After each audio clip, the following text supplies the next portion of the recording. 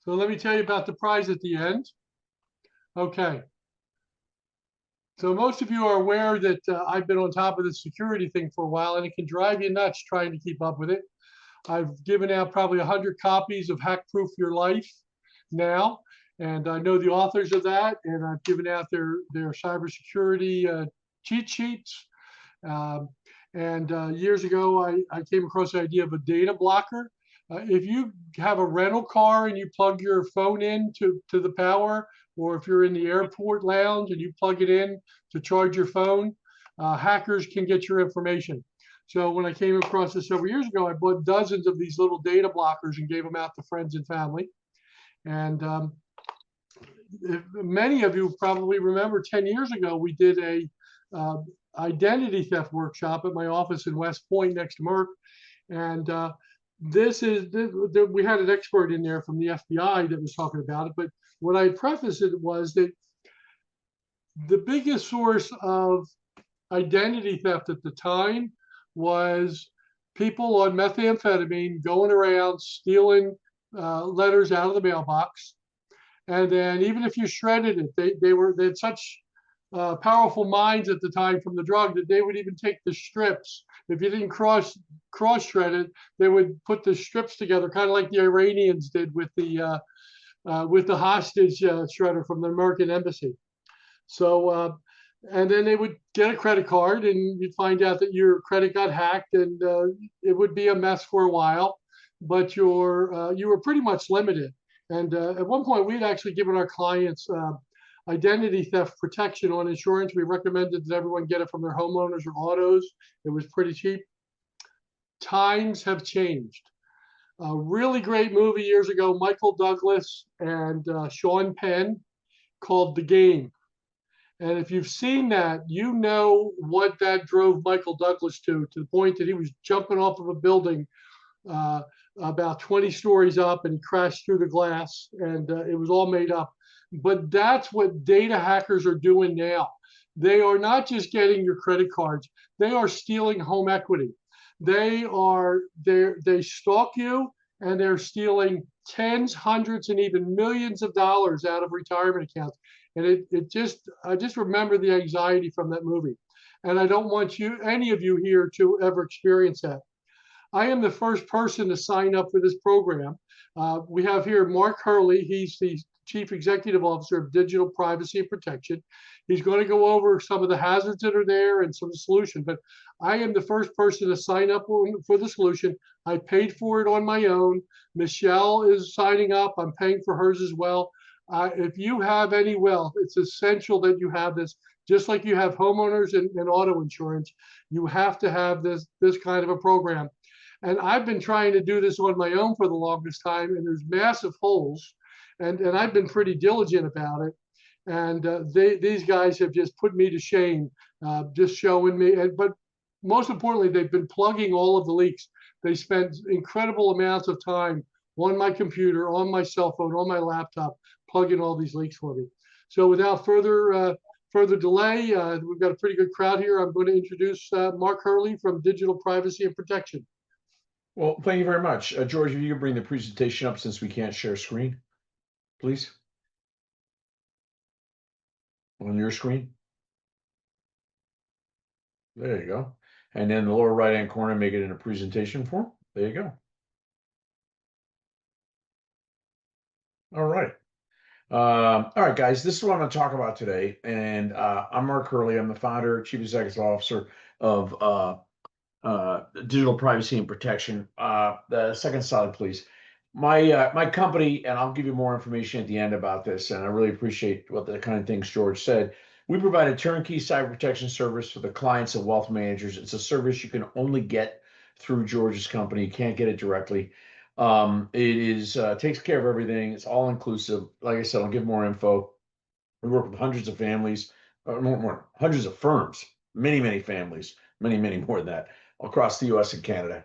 We have like several hundred of the large wealth management firms use us for their clients. So we're widely used. What we're going to talk about today, if you go to the next slide, please, our presentation is going to talk about 5 different topics. And the purpose of this is to educate you so you can understand what you need to do to protect yourself.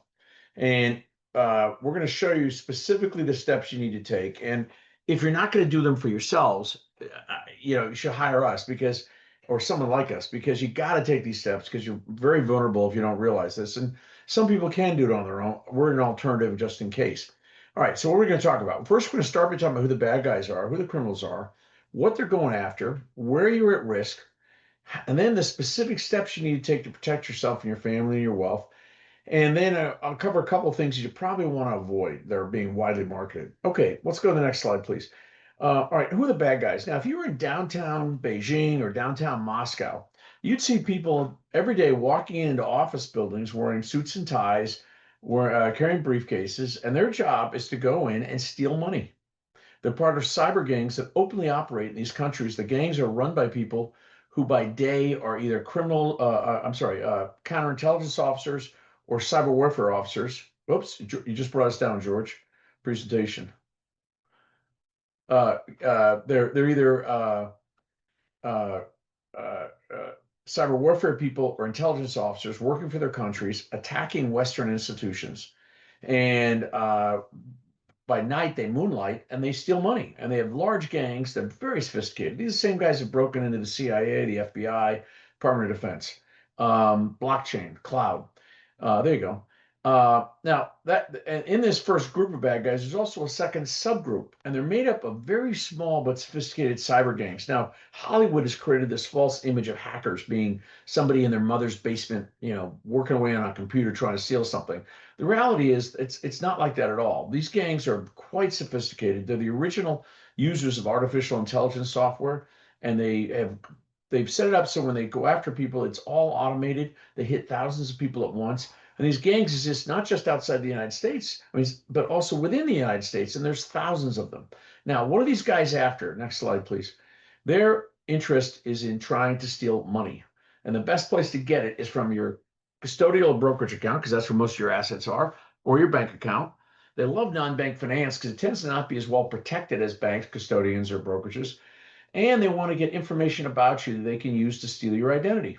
Non-public personal information is what it's called. Now, identity theft now is a 54 billion, that's with a B, dollar industry in the United States every year. It's primarily used to steal credit, but it's increasingly being used to steal health insurance as well as tax returns and governmental benefits. Now, the starting point in protecting yourself and your family is to really understand where you're at risk. And I think it's very important to protect your identity, but you got to understand that as bad as identity theft is, it's really quite candidly not as bad as some of the other things you're at risk of.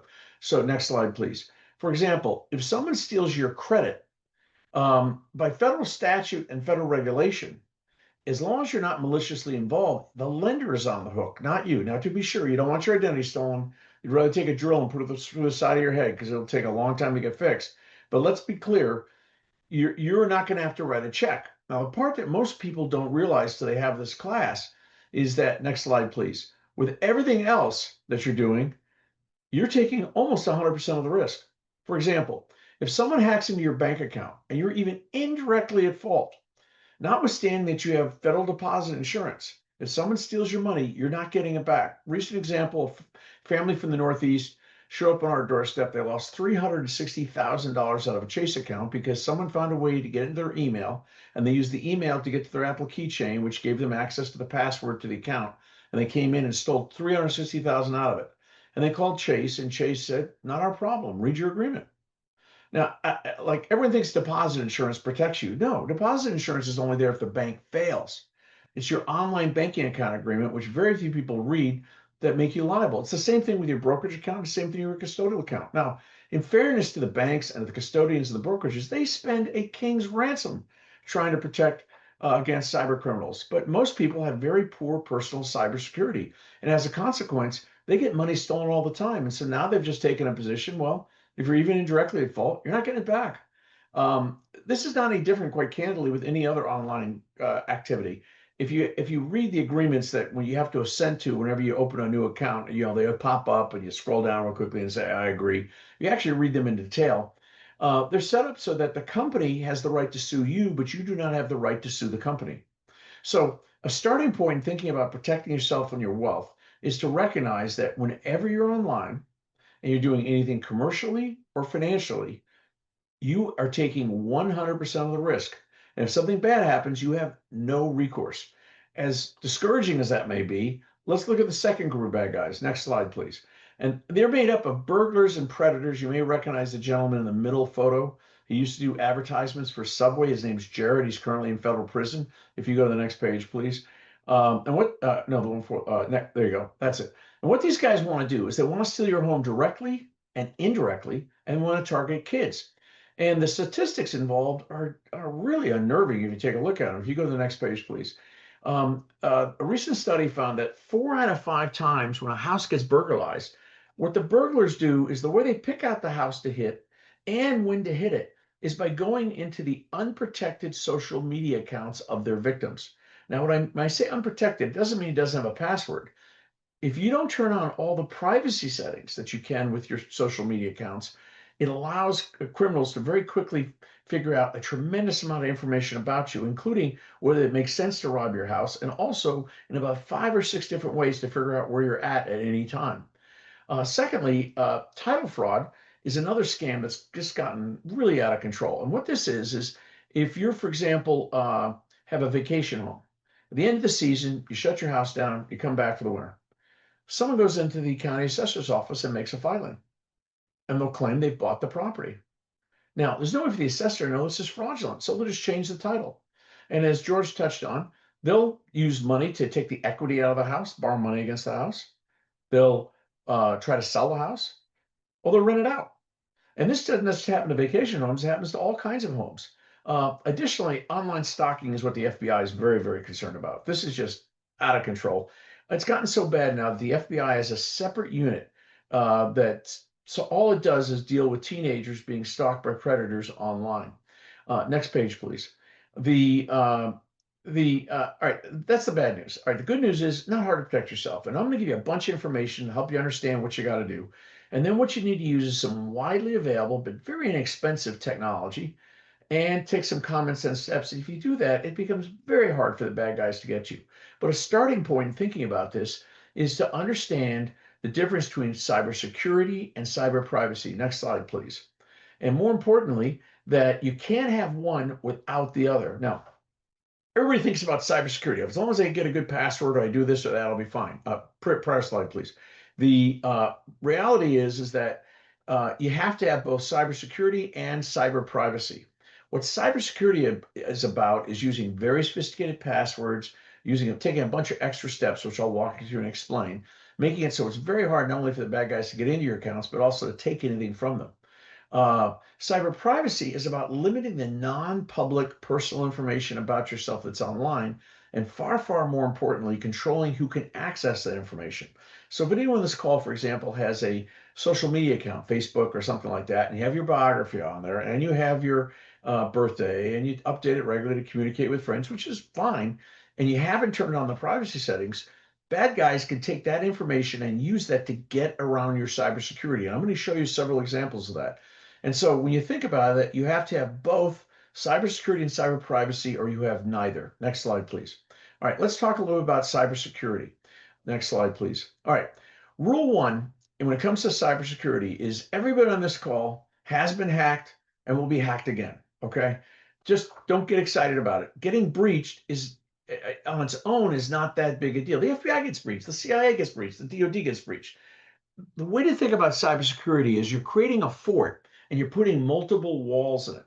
And the bad guys have to get over each of these walls to get to you. And just because they get over one doesn't mean they can steal anything of value. And so what you'll do is if you take multiple measures, so they have to be right 3 or 4 times to steal anything of value, it quickly becomes so complicated and so expensive to go after you, they go after somebody else. In fact, right now, it's so easy to get to most people that if you do the basic steps I show you, you can eliminate about 96, 97% of the risk. Next slide, please.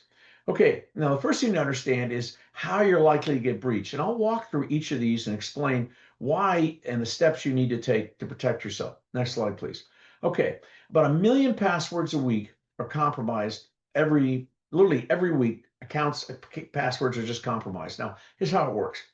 The bad guys I've told you have set up computers and they use AI software. And every time a company has a data breach, they go in and grab the information from that.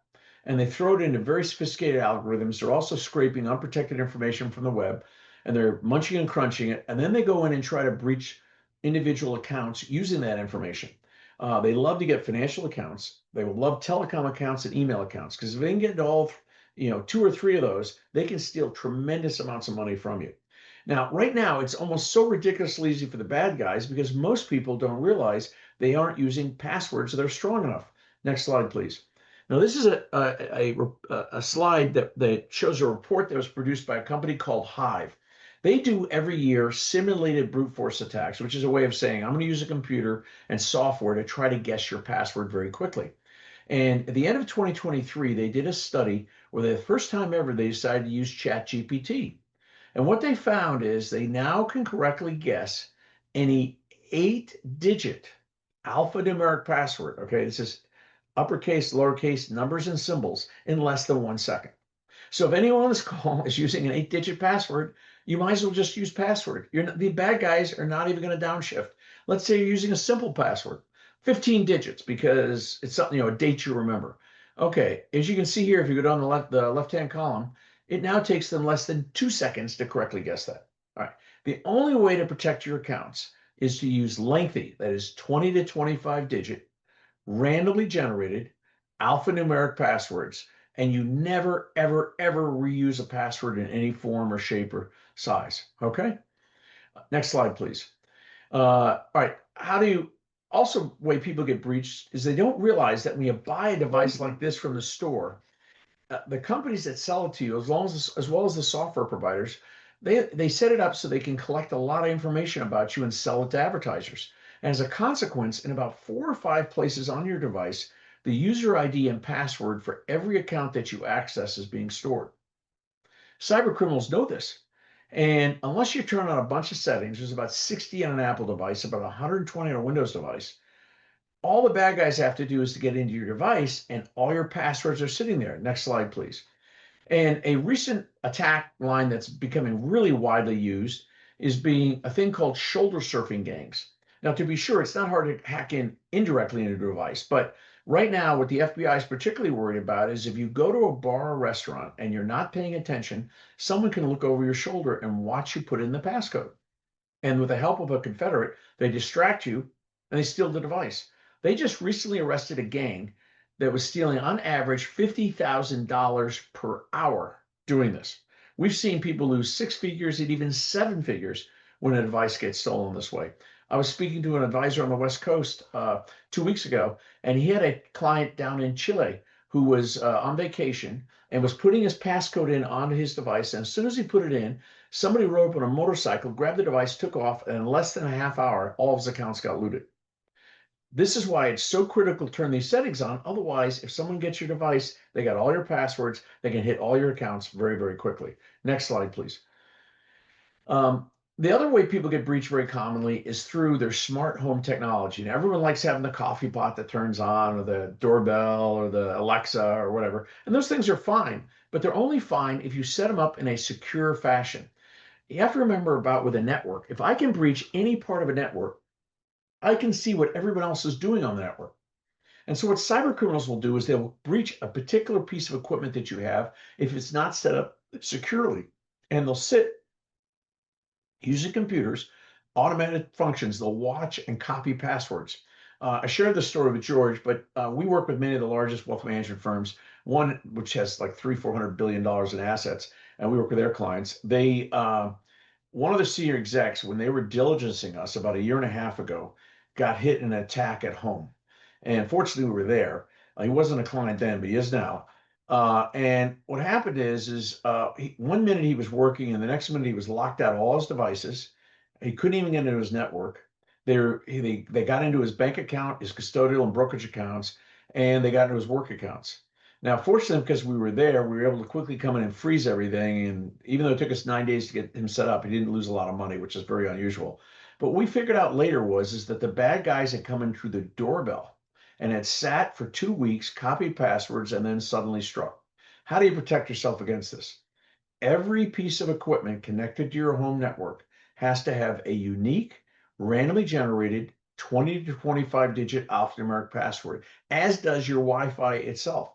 And you never, ever use your name on the home Wi-Fi. It's like putting a flashing neon sign out there saying, please come hit me. Next slide, please. The fourth most common way people get breached is through viruses, computer viruses, malware. And every day there's some bad guy writing new viruses, and then there's the good guys writing antivirus. And sometimes the good guys win, sometimes the bad guys don't. And next slide, please. And everyone knows you never should click on these phony ads and these phony texts. Notwithstanding that, about 200 to 300 million times a day worldwide, somebody does. And if you do, what you're going to get is a virus in your device, and it gets behind all your defenses, allows them to get into your account, steal all your money. What the bad guys, though, have done is become much more aggressive and more sophisticated in using these things. So, for example, next slide, please. The bad guys are hacking into people's email accounts, and with computers, they quickly figure out who they regularly are emailing, and then they will generate an email from this person to the other people on the list, and they'll send an attachment, and they'll infect the attachment. And they hope that the friend opens it up, and if they click on the attachment, they're compromised. We're getting to a point now where you can never click on an attachment from anybody unless you are beyond certain that it's a legitimate thing generated by that party as opposed to a third party. Now, the other way they're using these things to get to you, use malware, is through a thing called Trojans. Next slide, please.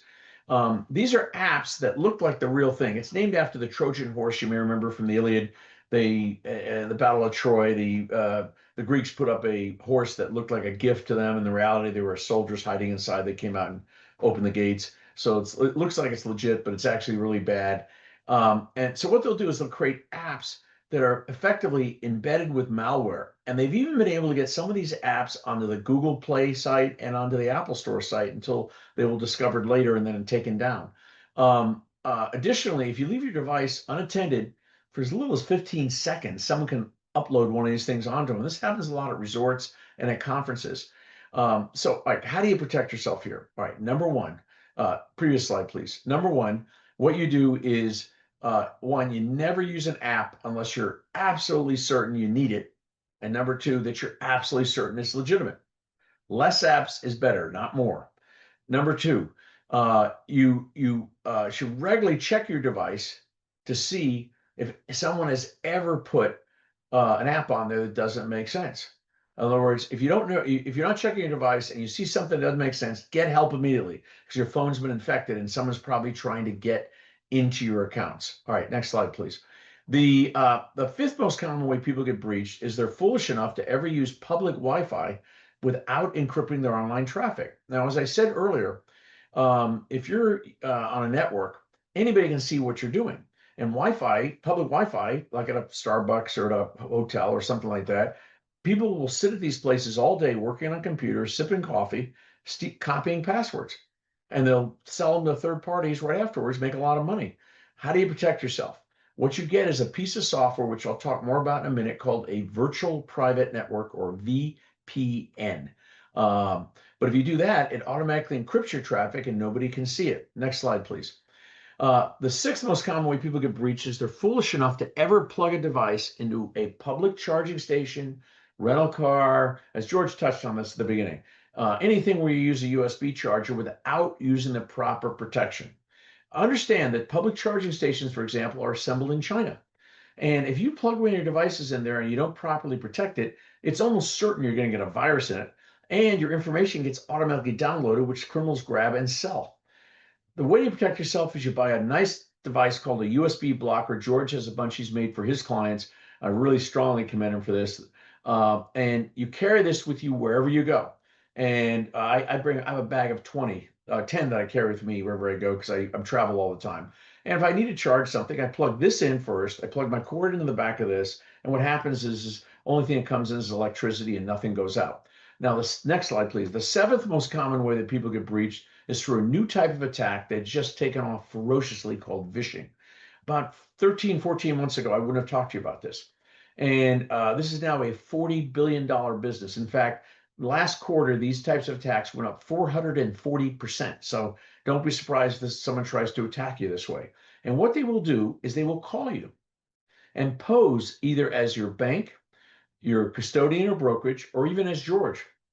And they'll say, George is on an airplane right now, and he just texted me that we think someone's in your account.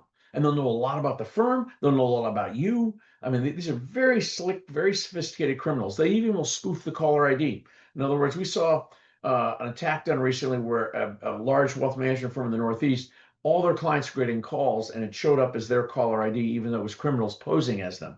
And what they'll do is say, "We got to protect your account. So I need you to open up right away and give me access to it." And they'll act like they're technical people who are very proficient, very caring. And the second they get into your account, every dollar in that account afterwards is going to get stolen. How do you prevent this? Well, there's really only one way. It's you have to understand that no financial institution on the planet is ever going to call you and do this. What they're going to do is just lock the account. They just stop the bleeding and they'll let you sort it out later. They don't take that kind of risk. But this is about education. You've got to understand that. And it's hard to overstate, how smooth these guys are. We had two clients hit by these attacks a couple of months ago, and both of them have had the class. We've talked to them extensively about this, never ever do this. And they told us that they got about 3 or 4 steps into it before they realized, wait a minute, this is what DVP warned us about. And they called us. And fortunately, they didn't lose money. All right, let's go on to cyber privacy now. Next slide, please. All right, this next slide, please. The next, the issue involving cyber privacy that creates all the problems is that most of this new technology that's come out over the last 30 years that makes our lives much easier has a problem with it. The economic model of the providers is built around collecting and selling your information. Meta, which does Facebook, Instagram, a bunch of other accounts, they make $60 billion a year collecting and selling people's information. Amazon will make more money selling information about their clients than they make from selling products to their clients. And so as a consequence, all these companies set up their apps and their devices so that they automatically gather a lot of information from their users and then provide it to the companies, which they package and sell to advertisers. What's problematic about this is criminals can also see all that information and they can use it. Next slide, please. Now, companies don't want to get sued, so they give you the ability to opt out, but they make it really complicated. And you have to navigate through a host of settings on devices, search engines, browsers, and apps. Meta, for example, has 80 settings you have to turn on if you want to protect yourself. LinkedIn has 119. Amazon has got 37. But if you don't turn these settings on, there's a tremendous amount of personal information about you sitting out there, and they can use that, as I'll show you, to get around your cybersecurity very, very easily. Next slide, please. I talked about earlier about cyber privacy and stealing identities. Okay, it doesn't take a lot of information to steal your identity. If anyone had a chance to see the movie Catch Me If You Can with Leonardo DiCaprio playing a famous con man by the name of Frank Abagnale, he's a guy who now works for the FBI and helps them prevent crimes. Abagnale likes to say, if I know where you're born, I know your birthday, I know your name, I'm 98% of the way to stealing your identity. Well, if you've got a social media account, say Facebook or Instagram, and you got your biography in it, and by the way, you have your birthday in there, and you're updating it regularly to tell all your friends what's going on, and you're not turning on the privacy settings so other people can't see it, it's not a question whether your identity is going to get stolen. It's just a question of when. Next slide, please. Far more serious, though, has been an emergence of a new type of attack called deep fakes. And what these are is cyber criminals are going into unprotected accounts. And again, I say unprotected simply means they just don't have the privacy settings on because everything's in the public domain. And they'll download videos. And with the help of AI software, they can make extraordinarily accurate clones of voices and images. There's even a site now for $4.95. You can clone anybody's voice and it'll defeat voice recognition software. There's a site on YouTube where you can create a avatar, a clone that you can use on a Zoom call. And it's very accurate. Now, I'll give you a couple examples how the bad guys are using these just from the last couple of weeks that we've stumbled into. Because we get called every time somebody has a really horrible thing and they're trying to look for help. An advisor was telling me that they had a client who on their had the option on one of their financial accounts to engage voice recognition instead of using a password. And she thought that'd be a lot easier, so she decided to do that. Unfortunately, she didn't protect her social media accounts. Someone came in, downloaded a video, cloned her voice, went into the account, and stole $2 million out of her retirement account doing that. Another one that happened 2 weeks and 2 days ago, we got a call from a family in Arizona where they were subject to a fake kidnapping. Now, the way it works is both the mother and her adult daughter had not protected their social media. So the bad guys went in to both of their accounts, downloaded videos, cloned the daughter's voice. They also, the daughter had not used a sophisticated password on her telecom account. And so the bad guys went in there and diverted her cell phone. And then the mother got a call. First, she got a text saying, "Help! We have your daughter. We have her cell phone here. You need to send us money, or we're going to take her to Mexico." And the mother immediately picked the phone up and called the daughter, but because the cell phone was diverted, it went to the criminals. And in the background, they had the sound of their daughter's voice crying for help. And the mother was utterly convinced they had the daughter. Now, because the family hadn't protected the social media, they could tell where the daughter was. They knew the mother would be able to reach her. And so then they directed the mother to go to a bank and wire $200,000 to a crypto account. The bank wouldn't let her do it at first, so she went to a different branch. And the whole time, the criminals were on the call, and she wired $200,000, even though they actually didn't have their daughter. Okay, this is the world we're living in now, guys. You got to protect this stuff because cyber criminals can very easily use this information and get around your cybersecurity. Next slide, please. I mentioned as an example home robberies. Very easy to burglarize a house if you haven't protected this because they can figure out wherever you're at any time. Simple example, many different apps, not just social media ones, like for example, Amazon Photos have recognition capability. A lot of social media apps have tagging capability. Many different apps have this now. If you aren't turning these settings on, what will happen is that anytime you show up in a photo anywhere on the web, even if it's not in your account, you'll be identified as being in the photo. So let's say, for example, you go off on a trip with a bunch of friends. Someone takes a group photo. You don't put it in your account, they put it in their account. Well, if their account's not protected, all a burglar has to do is do a search query saying, let me know if this person's photo shows up on the web anywhere. And immediately the photo will pop up and you'll be identified. And a friend of mine's neighbor got his house robbed this way not too long ago. Now, far worse, and I'm getting to the really scary part of this. And remember, I'm going to show you how to protect yourself, so just relax. It's not that complicated, but it's very important. If you talk to the FBI, what really they worry about, next slide, please, is that child predators are now using parents' and grandparents' accounts to go in and collect a lot of information about these kids and then profile them, figure out who their friends are, their activities, where they go to school, etc. And then they will connect with the child in an anonymous chat line online, which kids use all the time, and they'll pose as someone of the same age, typically the opposite sex. And the kid thinks they've met their soulmate because this person they're talking to just seems to be able to anticipate what's going on in their life and understands why they may be upset or not, etc. And as the FBI calls, this is a grooming process done by these predators. And they'll take several months to do it, and they'll get the kid's confidence. And then at some point, they'll get the child to share something very personal and embarrassing with them, and they'll turn around and start blackmailing the child. Okay? This is really dangerous stuff. And if you talk to the FBI, this is what they most worry about beyond anything else. So you got to understand that protecting your cyber privacy is not just about protecting your money. It's about protecting your safety and more importantly, your kids and your grandkids' safety. Next slide, please. All right, let's get to the better part of the presentation. How do you protect yourself? It's not that hard. It's not that expensive. Next slide, please. As I mentioned, you need some widely available and inexpensive technology, and you need to take a bunch of common sense steps. Next slide, please. Technology. As I mentioned before, everyone needs a virtual private network. This is a term for software that automatically encrypts your online traffic. Now, we recommend Surfshark. It's a British Virgin Islands company. It's the only one that's never been breached and has had a full-scale audit, unbelievably sophisticated. You just download it on your device, and it turns on automatically and prevents anybody from seeing what you're doing on your device. Next slide, please. Now, unless you're some sort of genius savant, it's going to be very hard to remember 300 different or 400 different accounts, each with unique, randomly generated 25-digit alphanumeric passwords.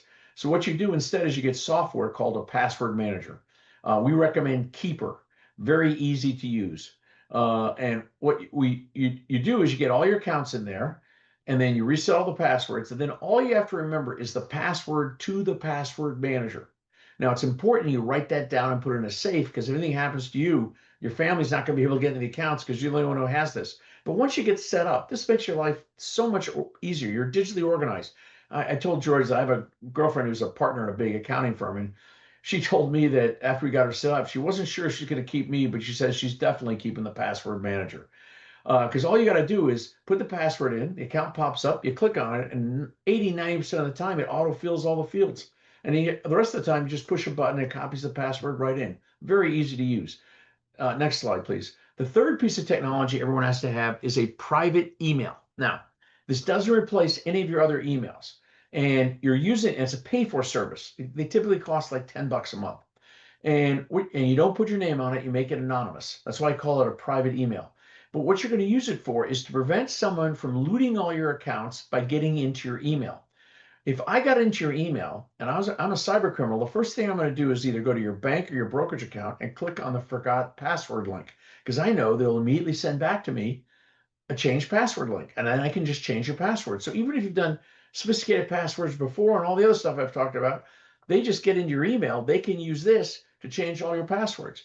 So what you do is you get a private email and you only use this for purposes of account recovery. If you go into your accounts, your financial accounts, you'll see they'll have the ability to put a account recovery email in.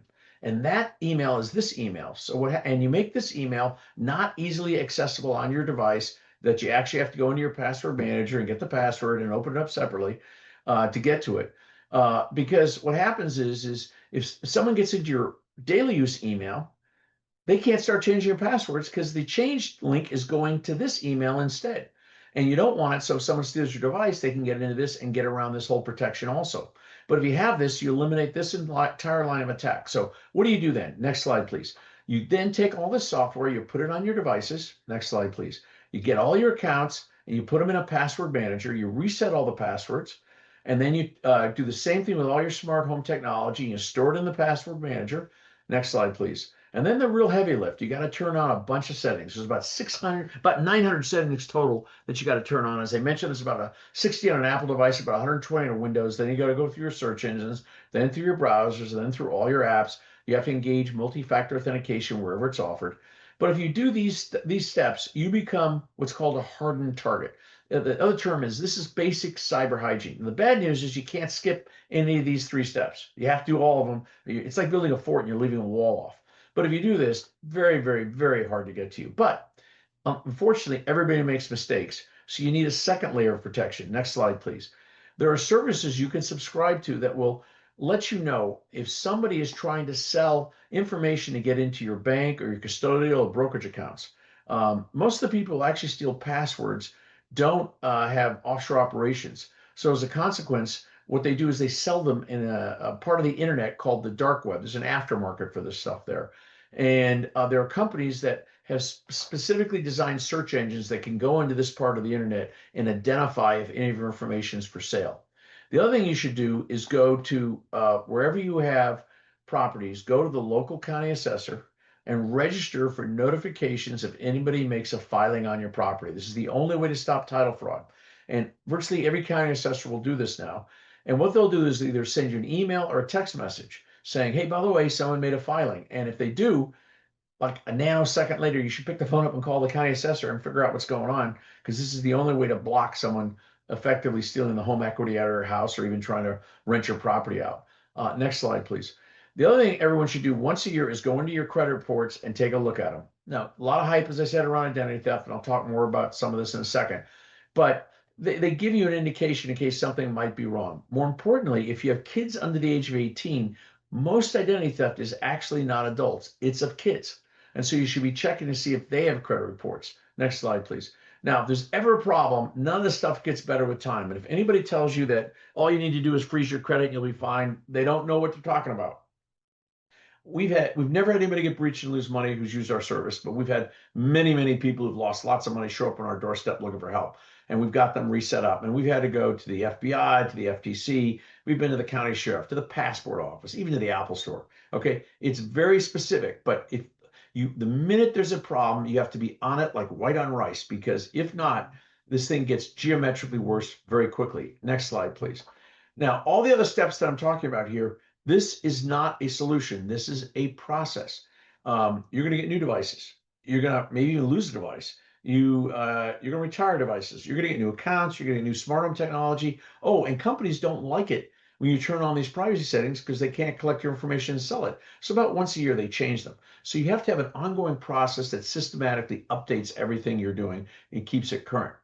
All right, before I start taking questions, I want to talk about two quick things before I get to questions. There are things you probably want to avoid. Next slide, please. Next one, please. All right, there's a lot of people being marketed these services that are offering to opt your information out of public databases. I know everybody's worried about all this information that's being sold. And under the law, you can go to one of these companies and require they take your information out of the database. So there are companies that are offering to do this for you and charge you a fair amount of money to do this. What these companies don't tell you is that under the same law that allows you to opt out, it also allows companies that have this information in another database to quickly move it in. And most of these companies have thousands of databases. Additionally, these companies get their information largely from cities, counties, and state governments who sell it to them because it's a big source of the revenue. So don't waste your money on this stuff. This is like a game of whack-a-mole. You're not going to accomplish anything by doing this. Next slide, please. The other thing that's being widely marketed are these identity protection services, LifeLock, Aura, Experian, etc. And I would be really cautious about ever using one of these things for four reasons. First, they are like a pregnancy test as opposed to what I'm telling you to do, which is birth control. They're not preventing you from getting breached. They're just letting you know what happened. Secondly, to get any real benefit out of the services, and some of them even provide some pretty mediocre technology, it takes a tremendous amount of work on your part. Maybe like 150 hours to get set up. Most people just don't have the patience for that. More importantly, as I mentioned, digital privacy is a precondition to digital security. And these companies do nothing to help protect your digital privacy. In fact, they actually collect and sell your information. And if you're not protecting your digital privacy, again, you're open to burglars, child predators, deep fakes, all kinds of different types of attacks. But most importantly, the reason why you want to be very cautious about using one of these services is the way they sell them is they make you try to feel comfortable by saying, oh, you have insurance or a reimbursement guarantee up to $2 million or $3 million. You'll get reimbursed if something bad happens. Well, next slide, please. What you'll find if you read the policy very closely, it is extraordinarily challenging to collect on this insurance for two reasons. First, virtually every policy I've seen includes an out for the insurer under what's called a simple negligence standard. This is a legal term, which means if you made any mistake anywhere along the way, they have no liability. And I'm in the cyber business full time. I make mistakes every day. Secondly, these things are set up as umbrella policies. So unlike, say, an insurance policy you have for your house and a tornado comes through and takes it out, they're not going to write you a check. Instead, you have to go and sue every party that could have been potentially even partially liable for you having lost money out of your own pocket, which could cost millions of dollars. It takes a very, very long time, and try to collect from them. And then when you're done with that, you can take them to arbitration. And if you lose the arbitration, you may have to pay their legal fees. In fact, it's likely you will. Look, LifeLock was started by a con man while in prison. So I'd be very careful about relying on these types of things to protect you. Now, before I take questions, I'm going to try to preempt the first question I always get, which is, okay, you told us at the beginning that everybody gets breached. Now, again, why should we do this?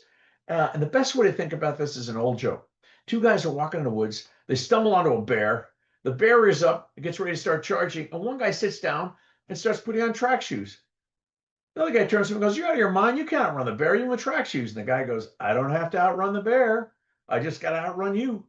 Cybersecurity is about making yourself a hardened target so the bear goes after somebody else. If you do the steps I'm doing, you can eliminate 96, 97% of the risk. With that, I'll be happy to take any questions you might have.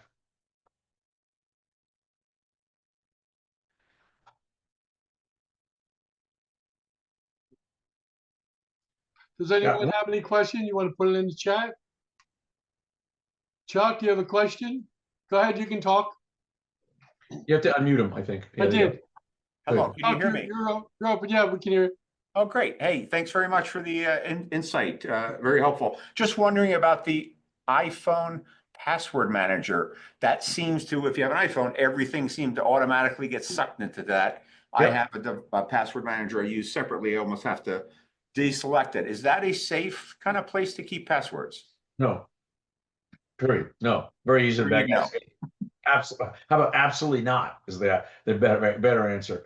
Very easy for the bad guys to get into. You get a computer virus in, the virus will be able to breach it. You want to have the password manager used be a separate piece of technology from the actual device you're using.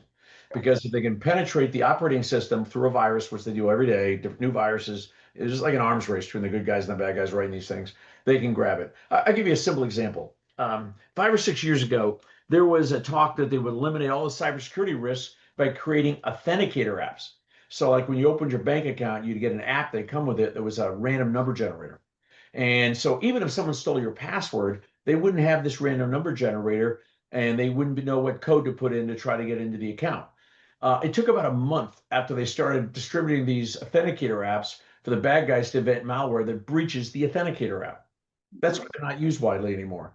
The only way to protect yourself, and by the way, also, if you have, say, another password manager on your device and you've not turned on all the settings that I've talked about, the password for the password manager is sitting right there, and they can just get into your account. You've got to take this device and, for lack of a better term, make it into a dumb device. Make it that it only does what you tell it to do, and it doesn't automatically get other things. But the good news is these things can be set up to be unbelievably secure. A simple example. You may not realize this, but there's an ability to automatically encrypt your backup on your device whenever it's backed up to the cloud. You have to turn on some settings to do that. But if you don't do that, and let's say you're at a friend's house or even if at home in your own network and someone got into the network, when you back it up, all that information is being backed up unencrypted and someone can grab it. The reason the companies set it up when they give you the device so it's not turned on is they like to get that information and figure out what they can use for advertisements, sell to different advertisers. A MacBook, for example, comes with a firewall that's not turned on. If you have an Apple device, a Windows device, or some of the Apple devices have this too, depending on which one, they come with the default setting with your Bluetooth turned on. So let's say you're on an airplane flight working, or you're working in a hotel lobby or in a a coffee shop or something working. You do realize anybody within about 15 feet of you can see everything you're doing on your device. And regularly. And how do you protect yourself? Well, part of this is locking down your device. These are the settings you have to go navigate through and turn on just for your device. And that's before you get to your apps, your browsers, your search engines. About 900 settings you got to engage. If you don't, they just work around it very quickly. We have two more questions. If anyone else has a question, you can either put it in chat, put it in the question box, or just raise your hand and I will unmute you. But either Carol or Bruce has a question. I have Protect My ID through AAA. Is that safe? The polite answer is it's not effective. How's that sound? Look, all they're doing is saying, we'll let you know if someone has stolen your identity. Okay, they'll say, well, we saw something on your report. Looks like someone has stolen your identity. It's sort of like backwards looking radar. What you want to do is prevent from getting your identity stolen in the first place. And so what you want to do is you got to take these steps I talk about so that you're controlling who can access the personal information about you. And I see Joanne has a similar question, which is, what if your social security number was stolen in your recommendations? First off, everybody on this call, your social security number has been stolen. Get over it. And what companies have done is they make it so you have to have more than just your social security number in order to steal something from you. But what the bad guys do is they go get that. So, for example, some of you may have heard that Fidelity had a major breach last August, which, of course, they didn't disclose until October, and only because they had to make a filing in Maine. And what happened there was someone got in and stole the personal information out of about 77,000 accounts. And then we only discovered it because we've never had anybody of our clients have stuff show up in the dark web until the Fidelity breach. But only affected about 8 or 9 of our clients across all the U.S. and Canada, so it wasn't that much for us. But what they do with this information is they'll go and say, "Let me figure out. I'll go hit your bank account. I'll go put in a password I know is wrong 4 or 5 times, and then the bank account will automatically lock you out." And then they'll call the 800 number and go, I made a mistake. I put the wrong password in. I need you to reset it for me. And the person on the line will go, well, okay, what was your pet's name? What's your social security name? What's your mother's maiden name? They'll ask you like 5 or 6 personal questions. Well, if that data has been compromised somewhere else, they'll turn around and use that to change your passwords. And so for the 8 or 9 people that we got hit with, we went in and put extra protections to protect them. So social security numbers are just out there. In fact, the way people were selling the information, the rest of the information on the dark web, is they were putting the social security number up and nothing else. That was the way they were trying to get people to buy the stuff from them. That's how we were able to spot it. Social security numbers, it's not great to have them stolen. Just assume yours is. It's just the other information that combined can allow them to breach your cybersecurity that you should be worried about. I did get an email that my info was on the dark web from Carol. Okay, understand, you got to figure out what information was on the dark web. And the things that would scare the daylights out of me would be if my bank account, my brokerage account, anything for my credit card number, any of my accounts that are financially related show up on the web. Because that means they're not just selling the account number, they are selling the passwords to get into the account. Would a VPN be used on a cruise ship? Absolutely. In fact, he says, because everyone on the ship is dumped into what network? Absolutely. Now, what a VPN does is it's software so that when you go onto a network, it automatically puts a fake identity for who you are, and it connects through. When it connects to the web, it connects through a server that's different than, it goes from the ship to a server on land, and then it hides your identity going into wherever it goes. So nobody can see what you're doing on your device. In fact, if anything, you should absolutely use one where you're on a cruise ship. Otherwise, there are people on these cruises who like to steal passwords and use them. Another thing to keep in mind too is, and I was talking to I did this class earlier today. A bunch of people were asking me about this. You never, for example, use a Post-it note and have your passcode on it, because you realize that people who come to your house to do other work, they can take that info and sell it, and they do it regularly. That's how a lot of people get breached. Some details on a VPN setup. What do you do to use it? Well, we use Surfshark, and again, it's one part of like a 7 or 8 part puzzle you have to do to be protected. The VPN alone is not going to protect you. You got to do all the other stuff. And what you do is you download the software onto your device, and then what will happen is you set it up so that it automatically turns on whenever you turn your computer on. Now, understand though, if you're using a VPN, it's making you anonymous to a lot of different sites. So as a consequence, many of them won't let you connect. So what we use is one Surfshark, because it has a pause button. You push the pause button, it turns off for a couple minutes, connects, and it comes right back on. Particularly streaming sites don't like it because they think you're trying to hack into them when you're using them. I think that's all our questions so far. Do you want me to give some more information on our service? George? Absolutely, absolutely. Please, Sure. can I just share one thing? If you stay till the end of the call, I have a cyber privacy and protection kit for you. I will send it to you by mail. It's a data blocker. It's a little cover for your camera, and it's a little plug to stop hackers from hearing your microphone. And we'll get this out to you. I got 100 of them.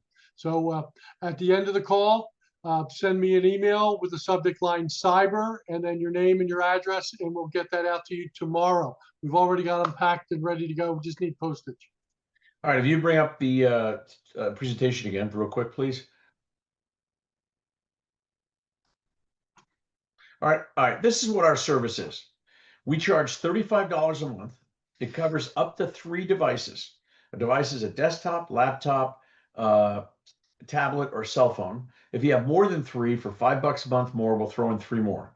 The only upcharge we have is some families don't like to share stuff. Like my kids would sooner, go to Guantanamo Bay and as a prisoner than give me their email password. So we had to set them up separately. We charge $25 a month extra. We'll double the service. So what we do is we provide everything. We give you the software. We buy it in bulk. We provide it as part of the package. We're going to come in. You use Zoom. In our appointments, our technology is set up so we can never see, access, or copy any passwords at any time. And what we do is we will go in and grab all your accounts, put them in the password manager. We'll first download the software onto it. We need about 3 hours to do this, about 45 minutes of your time, about 3 hours of access. We tape the appointment. We'll do the same thing with your smart home technology. We'll get you all the stuff set up. And then we're going to engage about 900 settings on your devices, search engines, browsers, and apps for you. And we'll explain it every step of the way as we go through. And that gets you to basic cyber hygiene. Then, next slide, please. Then we put in the second layer of protection for you. We'll collect some information from you that we'll track on the dark web for you. We've contracted with a company called Dark Owl. They work with the Israelis. They're extraordinarily good. We also will go and work with you to register your homes for notifications of filings on your on your title. We about 80% of the time we can do it for you. About 20% of the time we'll have to go with you online and show you how to do it. We once a year will schedule an appointment with you, pull down your credit reports and review them. If there's ever a problem, the only time we get upset is if you don't call us. We're always available 24/7. We never close. We've gotten calls from overseas. When people are traveling, just call us, is what we say to people. Our job is to protect you. And we regularly and systematically update everything. It takes us, about an hour and a half to get you fully reset up once a year. Next slide, please, George. And we again, you can only get this through George. This is the landing page for our website that we've set up for his firm's clients. If you come to this landing page, and George has a brochure he'll be providing you that also has this landing page in it. Next slide, please. What'll happen is you'll get a text message. You'll fill out a form. You'll get a text message. The form has George's info, so we can get an email because you can't get it except through George. And you'll give us your contact info. You'll get a text message. It'll have a Calendly link.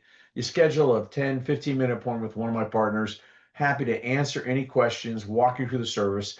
If it makes sense, we'll get you scheduled for an onboarding appointment and get you all set up. That is what we do. You want to go back to the landing page in case anybody needs it, George. That is what we do. We do this with, this is my 4th class today. We're doing this with hundreds of firms and many people across the US and Canada.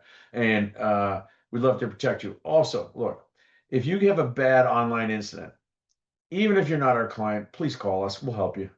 All right, look, we're protecting people from very, very bad people. Our service, the average age of our client is 70. So it's not intended for people who are necessarily technophiles. We're just trying to protect people. We're protecting our parents, our grandparents, our kids. That's what we do for a living. Okay. George, you're muted. There you go. Yeah, trying to find the right button with the screen. So I hope everyone got a lot out of this. It was really eye-opening. I've been on the service for a while. I'm just amazed. You had 2 guys for several hours on several days. I got the desktop, the laptop, and my phone, and they're just going through all this, taking care of it. I've been trying to do it by myself. I never could have gotten to this level. And I feel really, really secure. I could sleep at night, at least about this. And I encourage you to look into it. And like I said, I paid for it out of my pocket. I get nothing except a sense of satisfaction if you sign up for it as well. So I get no remuneration from this at all. So thanks for coming. Again, write an email to me, subject cyber, and give me your address, and we'll get that privacy kit out to you tomorrow. Thank you very much, Mark. I really appreciate this. Thank you too. Very much appreciate the opportunity. Take care.